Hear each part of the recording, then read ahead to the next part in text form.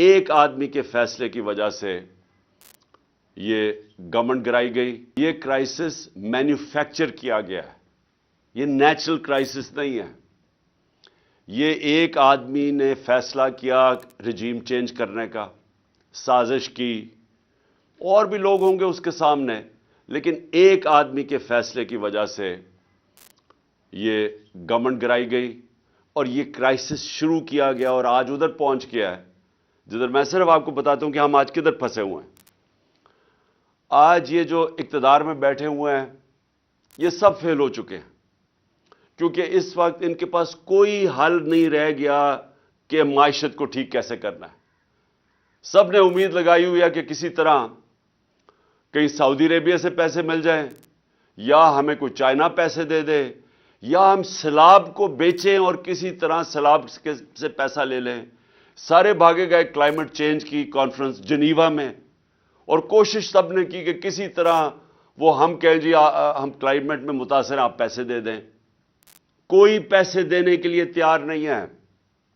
سعودی عربیہ نے سٹیٹمنٹ دے دی ہے کہ اب ہم وہ ویسے پیسے نہیں دیں گے جو ہم پہلے دیتے تھے, ہم کنڈیشنز کر کے پیسے دیں گے, یعنی اگر آپ اپنے ملک میں یہ کریں گے تو پیسہ آئے گا. تو سارے جتنے 8 مہینے میں دنیا کے چکر لگا لیے ہیں, کبھی اتنے میں نے 3.5 سال میں اتنے دورے نہیں کیے جتنے شہباز شریف نے یہ 8-9 مہینے میں کر لیے ہیں. اور بلاول زرداری تو کبھی پاکستان میں ملتا ہی نہیں ہے, وہ سارا وقت دنیا کے چکر لگا رہا ہے, کوئی پیسے نہیں دے رہا.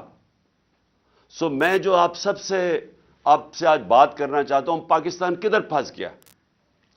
ہم ان لوگوں کے ہاتھ میں پھنس گئے ہیں جو 30 سال سے پاکستان میں اقتدار میں ہیں, اور ان کے 30 سالوں کے اقتدار میں پہلے ہندوستان آگے گیا پاکستان سے, پھر بنگلہ دیش آگے نکل گیا پاکستان سے. آپ سب کو پتا ہونا چاہیے کہ ڈاکٹر عشرت حسین اپنی کتاب میں لکھتے ہیں کہ 90 کی دہائی تک پاکستان کے سارے اکنامک انڈیکیٹر سارے بر صغیر میں سب سے آگے تھے. جب سے یہ 2 خاندان آئے ہیں, ان کی دولت میں مسلسل اضافہ ہوتا گیا. یہ پاکستان کے امیر ترین خاندان بن گئے ہیں اور ان کا پیسہ باہر پڑا ہے.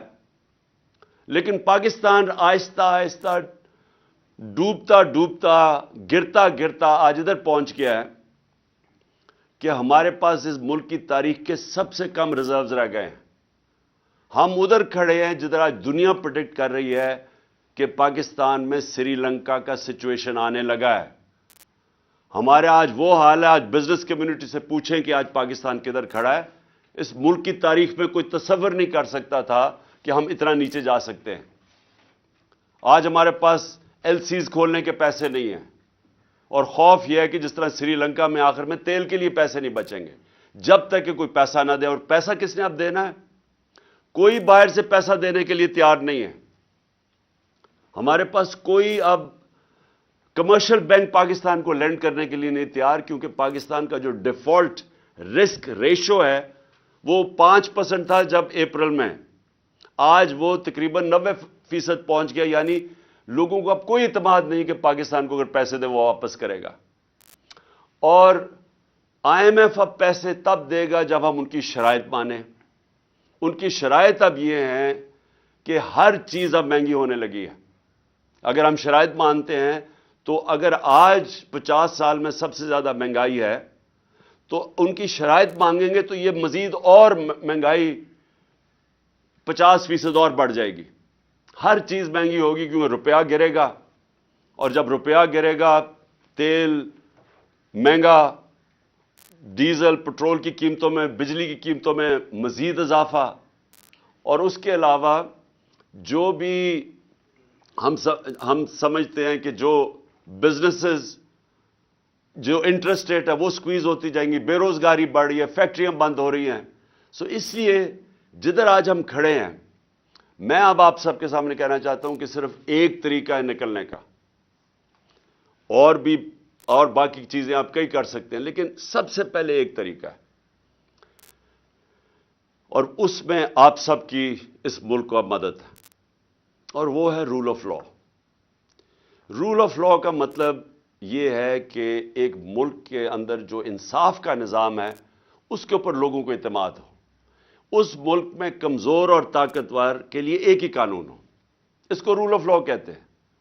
میرے نبی صلی اللہ علیہ وسلم نے مدینہ کی ریاست میں، اور یاد رکھے ہمیں حکم ہے اللہ کا کہ ان کی سنت پہ چلو، ان کی زندگی سے سیکھو۔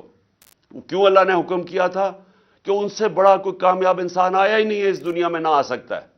اور انہوں نے جو ریاست قائم کی تھی، یہ یاد رکھیں کہ وہ جو ریاست قائم کی تھی وہ اس میں 627 میں جنگ خندق تھی، جدھر مسلمان بال بال امہ بچی، اور اس کے 10 سال کے بعد دو سپر پاورز رومن امپائر اور پرشین امپائر ان کے سامنے گھٹنے ٹیک گیا 10 سال کے بعد۔ یہ تاریخ کی فیکٹ بتا رہا ہوں۔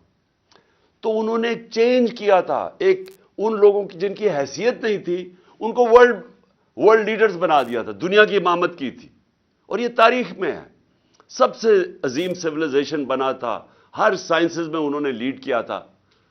تو انہوں نے جو سب سے پہلے مدینہ کی ریاست میں چیز قائم کی تھی، رول آف لا، انصاف قائم کیا تھا، عدل اور انصاف، کہ میری بیٹی بھی اگر چوری کرے تو اس کو سزا ملے گی۔ تمہارے سے پہلے قومیں تباہ ہوئی جو طاقتور کے لیے ایک قانون اور کمزور کے لیے دوسرا۔ یہ ہے میرے پاکستان کے وکیلوں، یہ ہے پاکستان کا سب سے بڑا مسئلہ۔ اس کے ساتھ جڑی ہوئی ہے معیشت۔ پہلے انصاف آتا ہے، پھر خوشحالی آتی ہے۔ پاکستان یہاں اس لیے نہیں گرا کہ ہمارے پاس وسائل کی کمی ہے یا انصاف کی کمی ہے۔ آپ کے سامنے ہے جو ہو رہا ہے پاکستان میں، کہ نامور ڈاکوؤں کو، جن کے اوپر ہمارے دور میں نہیں، پرانے کیسز تھے، اربوں اربوں روپے کے کیسز تھے، ان کو پہلے اوپر سازش کے تحت بٹھایا گیا اور انہوں نے اپنی ساری چوریاں معاف کر لی۔ مجھے بتائیں دنیا میں مجھے کوئی ایک، اور مجھے اللہ نے موقع دیا کرکٹ کے ذریعے 20-25 سال ساری دنیا میں نے دیکھی ہے، برطانیہ میں کرکٹ کھیلا، ان کا سسٹم دیکھا، ایک مجھے خوشحال معاشرہ بتا دیں جس کو ہم ڈیولپڈ ورلڈ کہتے ہیں، مجھے ایک بتا دیں جدھر طاقتور نے، کسی نے، منسٹر نے، بڑے لوگوں نے چوری کی ہو پبلک کے پیسے کی اور اس کو معافی ملی ہو۔ ایک مجھے ملک بتا دیں جس کو این آر او دیا ہو انہوں نے۔ تو ہم تو وہ کر رہے ہیں کہ ہمارے 1500 سال پہلے نبی صلی اللہ علیہ وسلم نے کہہ دیا تھا کہ اگر طاقتور چوری کرے گا اور اسے نہیں پکڑو گے اور صرف کمزور کو جرم میں پکڑو گے تو ملک تباہ ہو جائے گا۔ آپ کے سامنے اب حالات ہیں۔ انہوں نے جو ملک، اور آپ اکنامک سروے آف پاکستان دیکھ لیں، جو سب سے تیزی سے ترقی کر رہا تھا اپنی 17 سال کے بعد، تیسرے سال 5.7% گروتھ ریٹ اور چوتھے سال 6% گروتھ ریٹ، انڈسٹری گرو کر رہی تھی، ایکسپورٹس گرو کر رہی تھی، ہماری زراعت گرو کر رہی تھی 4.5%، 17 سال کے بعد ٹیکس کلیکشن میکسیمم تھی، سروسز انڈسٹریز گرو کر رہی تھی۔